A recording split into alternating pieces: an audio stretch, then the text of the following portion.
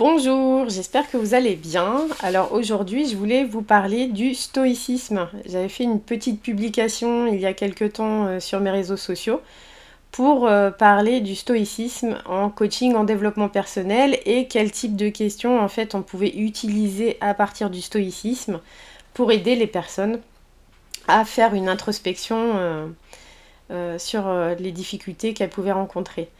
Donc je voulais vous faire une petite vidéo pour vous expliquer un petit peu ce que c'était que le stoïcisme, mais surtout pour vous raconter une petite histoire que j'ai trouvée qui illustre vraiment très bien ce que c'est. Et généralement, quand on se fait des images comme ça mentales par rapport à des histoires, c'est beaucoup plus parlant que tout un tas de discours.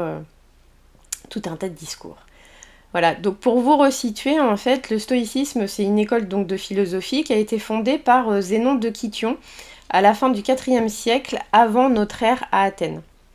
Donc cette philosophie prône l'acceptation sereine du destin et la maîtrise de soi en s'efforçant de vivre en accord avec la nature et en se détachant des émotions perturbatrices.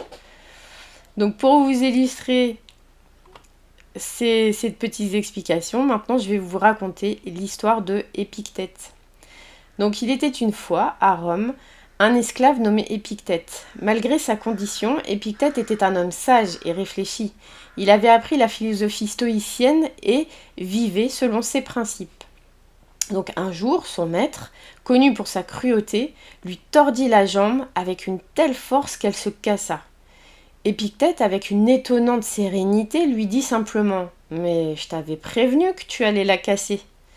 Cette réaction calme et détachée est un parfait exemple de l'enseignement stoïcien. Épictète savait que la douleur et les souffrances physiques étaient des choses extérieures sur lesquelles il n'avait aucun contrôle. Ce qu'il pouvait contrôler, c'était par contre sa réaction face à ces événements. En acceptant la situation avec calme et en ne laissant pas la colère ou la peur le dominer, il montrait une certaine maîtrise de soi exemplaire. Donc plus tard, Épictète fut affranchi et devint un philosophe respecté.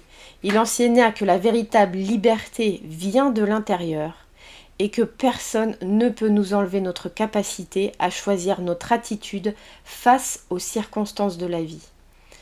Donc ces enseignements ont influencé de nombreuses générations et continuent d'inspirer ceux qui cherchent à vivre une vie vertueuse et sereine. Donc cette petite histoire montre comment le stoïcisme peut aider à surmonter les épreuves avec dignité et sagesse.